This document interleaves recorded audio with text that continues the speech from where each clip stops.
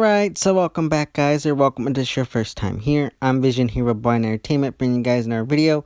Today I'm going to be doing another retro review for The Walking Dead Season 1 Episode 2, Guts. So if The Walking Dead is something you're interested in, don't forget to subscribe down below. That way you don't miss any more Walking Dead content from me in the future. Now let's begin. So, following the cold opening with Lori and Shane, I'm going to talk about that and some of the stuff that goes on at the camp at the end of the video. We start right where we left off with Rick trapped in the tank and Glenn talking to him over radio. And I really like how they opened up the episode and continued it off straight from there. And I just really like what they did there. A lot of good, hints and some foreshadowing within this episode, especially going back and rewatching it. There's some very interesting foreshadowing that they do in this episode alone. And I really just like the dynamic between the two characters, even though they're not face to face. Over the radio, you can see the dynamic that they'll eventually have form. And I just really like how they have that dynamic there, even in the beginning when they're not face to face on screen. But you got the two of them talking, and Glenn gives him instructions on how to escape. He grabs the grenade that is later used in the finale and the gun off the dead soldier, and he escapes into the alleyway. Now, right off the bat, I got a big con, and maybe this is just from recently watching or rewatching the earlier episodes, but if you watch the earlier episodes, especially this one, I noticed that more in this one than the premiere. But the walkers, they have a different kind of growl or snarl than the modern walkers do. I don't know if that was something that was just maybe I don't know. It just doesn't, the continuity doesn't add up. But I guess you could say maybe they were more fresh, or the zombies were more turned recently, so that's why. But I don't like that. I feel like that's something that Darabont did, and it just doesn't, it breaks the continuity of the show. And that just frustrated me a lot in this episode, because I couldn't not, focus on it, because every time a zombie growled or snarled, it sounded completely different than how they usually do on the show now. So that kind of was a con to me. Not like something crazy or big, but it just kind of frustrated me a bit, because it just broke the continuity for me. But then, of course, like I said, you got Glenn, who gives Rick the instructions. He escapes the tank, and they run into each other, and they escape up the fire escape or whatever, and head to where Glenn and his group are, and they are rescued by Morales and T-Dog, who are two of probably, in my opinion, some of the most underrated characters on the show. And I just like what they did there. Alright, so like I said, we got Rick and Glenn, who regroups with the rest of Gwen's group, and we meet up with Andrea, who's an iconic comic character, and then you got T-Dog and Morales, Jackie, and Merle Dixon. Now, as much as I know Andrea is a very popular and iconic character from the comics, I blame Darabont for her character on the show, though, because I hated Andrea from the moment she showed up, and I blame it on nepotism, because didn't he hire Lori, or the actress who played her, out of a friendship or whatever? I really hated that, because I hated Andrea so much. She just annoyed me. This isn't an Andrea video, but I just gotta add that in, because I just hated Andrea. Even when they did some good stuff with her, I still hated her, just because the actress, I don't know, felt like she did a crummy job on the character. But moving on, like I said, we got their first interaction, and she right away pulls a gun on Rick, blaming him for their situation now, being trapped in the department store. Now, that I have to say, as much as I hate Andrea, the character, the actress who plays her, and the character on the show, they did do the good thing there, and it was a right move, right character to do it, and I really like how that stuff played out between him and Andrea. As much as I hate her, I think they did do some good stuff. And then, of course, as we all know by now, you got them rushing to the rooftop as they hear gunshots ring out as Merle's shooting off walkers on the roof of the building. And I really like how the real world stuff affected the shooting of this episode. If you know the history of the episode, you know the Atlanta police were actually called in because people thought he was an actual sniper. So I just really like how they have that. If you look at the fun facts for the episode, you can see that as being one. I always found that kind of cool. Not much to go off there, but as we know, a fight soon breaks out between him and T-Dog, because he's a racist and kind of sexist, as he's shouting out things at Andrea and using racial slurs against Morales and T-Dog, and a fight breaks out.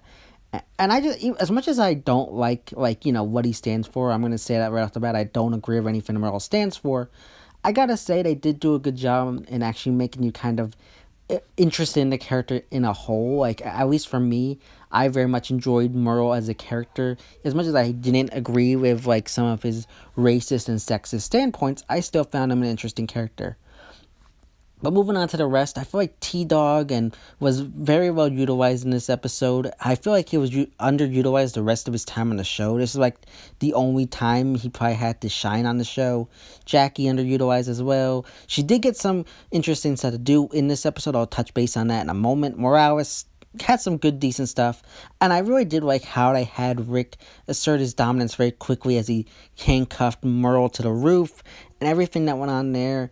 And how he had these moments with each of these characters, whether it be Morales and the little comment about welcome to the city, or Andrea and that thing about asking him if it's okay to take the necklace for her sister, and if it was looting. I found all those little side conversations really cool and interesting. Now back to Jackie, like I said, you probably have zero clue who she is. You probably have to look her up as I'm talking about her, because she was only in it for the first season. And as much as she was kind of underutilized, she had a teeny tiny bit of things here and there. She was a C-level character, but as much as she wasn't it, they did utilize her to the best of their ability. And I did like how they actually used her kind of backstory prior to the apocalypse and what she did for the city as a way for them to possibly escape. So moving forward, like I said, they are looking for a way out. They're surrounded, so they think, okay, let's use the sewer tunnels. And they actually utilize Jackie in a good way with her back history of working for the city and being a maintenance worker and stuff like that.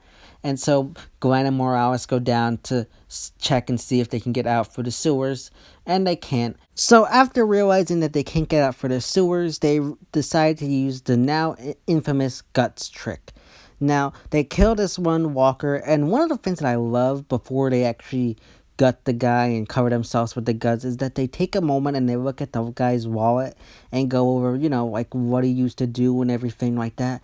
And I really love that moment. It just felt so like they actually cared about the guy, and I wish they would do this more on the present day when they actually kill someone. I know we got a little bit of it in the Here's Not Here episode with Morgan, but I feel like we deserve more of that. I feel like it just makes the world more realistic. I know people will say, I don't care about that dude, he's a zombie, why should we care? But it makes the world feel more lived in and more realistic. Like, I feel like that's something, if granted, you probably wouldn't do it if there was a giant herd, but if you were just killing a few here and there, you might stop every now and then to do it.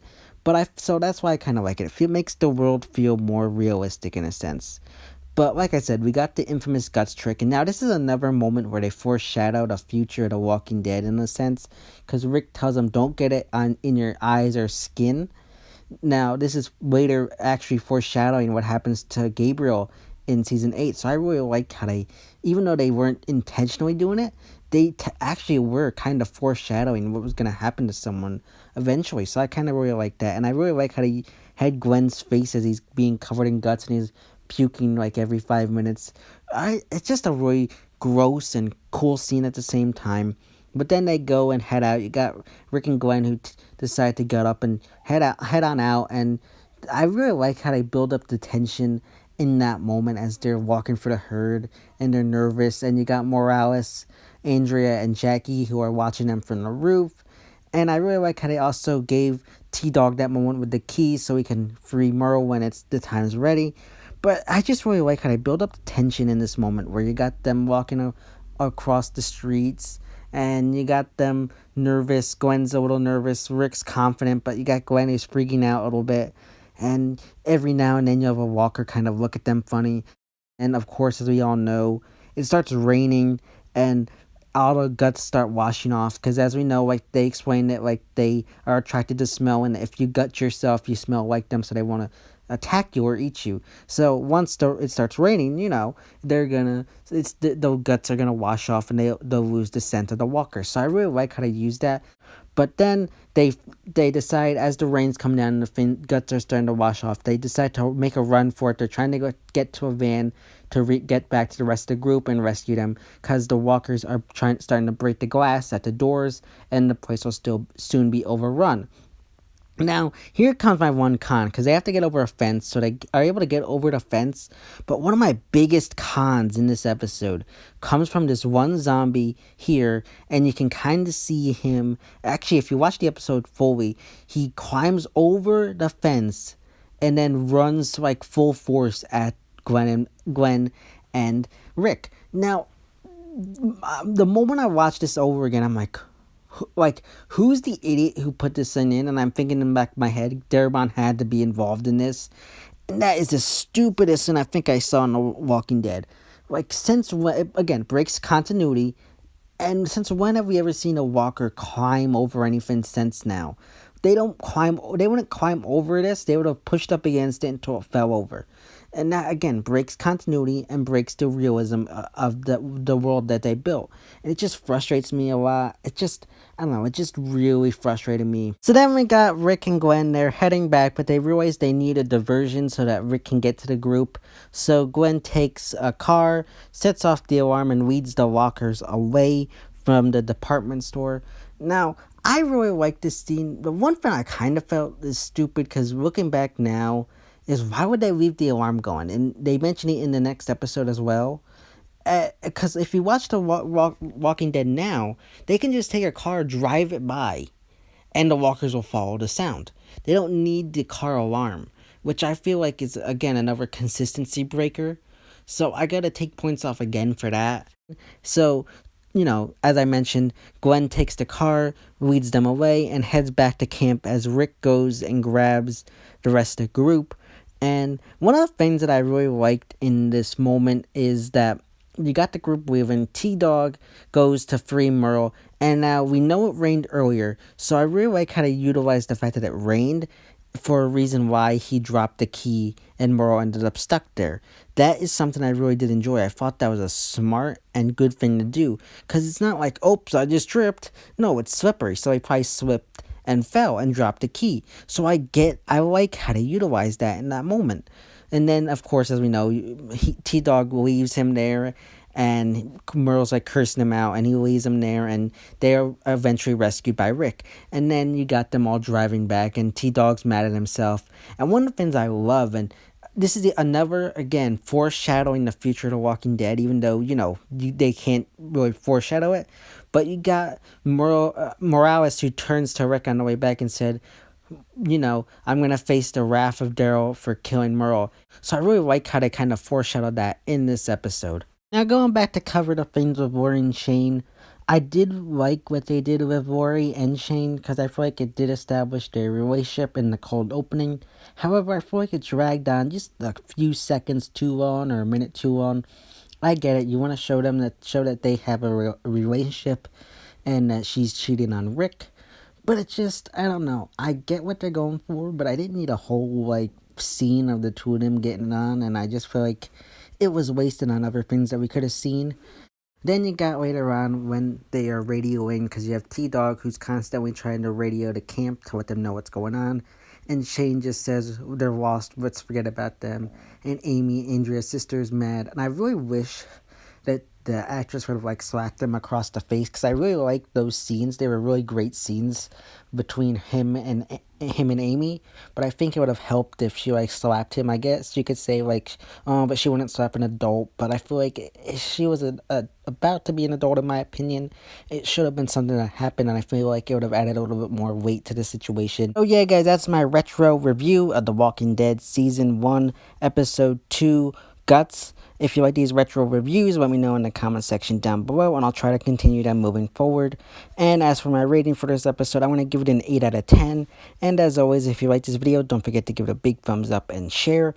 And don't forget to subscribe down below and hit that bell icon. That way you don't miss any more Walking Dead content from me in the future. This has been Vision here with Blind Entertainment, and I'll see you next time.